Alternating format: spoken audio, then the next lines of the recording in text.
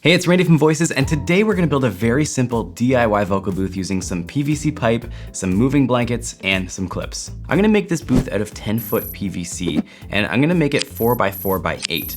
I'll use the 4-foot sections to build the base, connecting each corner with a 3-way connector. Then I'll use 8-foot sections for the height, and then I'll build a duplicate of the base to use as the roof. Now I'm just gonna build this as a standard box with 4 equal sides, but you can build this to any specifications or dimensions that you'd like. You can also build a doorway on the front if you'd prefer, or build any sort of supporting walls around the side, which would definitely come in handy as you'll see a little bit later on. Now that we've got our plan and we have a list of materials that we need, we're off to the hardware store to buy the materials. I sought out to find some white PVC pipe called Charlotte pipe, and I found some here, but it wasn't enough, and I couldn't find the matching elbows and corners. I soon realized that the cart full of items on their site was only available for delivery, so we had to make do with what was available in the store. This led us to the electrical section where we picked out some 3/4 inch electrical conduit. Now it's not nearly as sturdy as the Charlotte pipe, but we're gonna make do. The next snag that we ran into was they didn't have any 3-way corner pieces, so we had to use 90-degree elbows and T-sections to accomplish a similar task.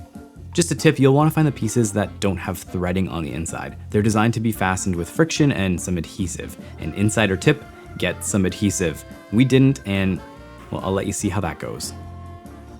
Last, we needed to get a few clips for hanging the moving blankets. Now, for a more permanent installation, you could look into some grommets or even sewing them together. For our demo, these little alligator clips are just fine. Oh yeah, that'll work. Now that we have everything, it's time to head back to Voices HQ to assemble it. Okay, so we just went to the hardware store and picked up 8 PVC pipes. They're different ones than we originally thought, but we got 3/4 inch pipe, which seems to be plenty strong, and once we build a box out of them, they should be a little bit stronger. I'm gonna put a timer up in the corner so you can see how long this build actually takes from pieces unassembled on the ground, and we're just gonna do a little time lapse so you can see how to build it. Cutting these pipes is really easy and straightforward. It doesn't take a lot of effort at all. Now, if you have one of those plastic conduit cutters on hand, you can avoid the mess, but it's really not that bad. Just be mindful that these pipes have a few inches on one end that flares out so that you can attach multiple pieces together. You'll want to cut off the end with the flared out part because it won't fit inside of your corner pieces. Okay, so we got everything cut and assembled. We've got the base there as well as a top sitting right on top of it. I'm gonna go ahead and start assembling the sides now. Now you may be wondering why we chose to set this up in one of the loudest spots here in Voices HQ, and that's because I figured it would give us the best demonstration possible. Sometimes it's a little bit easier to hear when something goes from really bad to kind of okay, as opposed to going from really good to slightly better. But of course, when you're setting this up in your space, putting it in the quietest spot in your house, maybe in a basement or spare bedroom, is gonna give you the best results. So as you can see here, it is a little bit wobbly. Could have used some glue inside of the joints to make it a little bit stronger. We're gonna see if the moving blankets will tie it together because I'm gonna wrap around each corner, so it'll actually add a little bit of structural strength, I'm hoping. Now, it would have made the most sense to measure these first before assembling the booth, but I chose to do things the hard way. At this point, I was realizing the blankets were way too short and I'd have to come up with another method. But I decided to hang one up just to get a better idea of what we were dealing with. Okay, so I got the first moving blanket up here, and as you can see, there's a 2-foot gap at the bottom. If I drop the whole thing down 2 feet,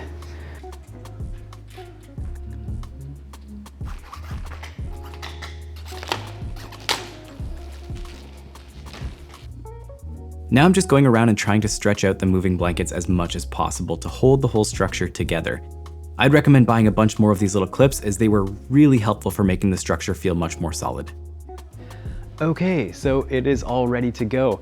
Now, I will say, it's not the most sturdy thing in the world, partly to do with the fact that we didn't glue the pieces together, we just kind of friction assembled them.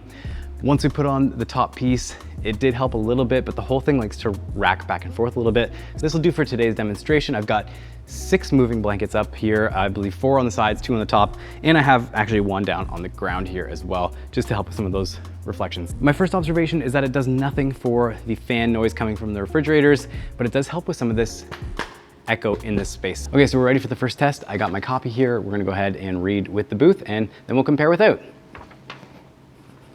Since 2005, the biggest and most beloved brands have trusted Voices to help them find professional voice talent to bring their projects to life. Since 2005, the biggest and most beloved brands have trusted Voices to help them find professional voice talent to bring their projects to life. Yeah, and listening to that, it's pretty clear that this does almost nothing for the constant noise coming from the HVAC system and the refrigerators. All of that low frequency noise is just going to penetrate these moving blankets with ease. But it does do quite a lot for the reflections in the space. So if we take a listen again, pay close attention to the reflections.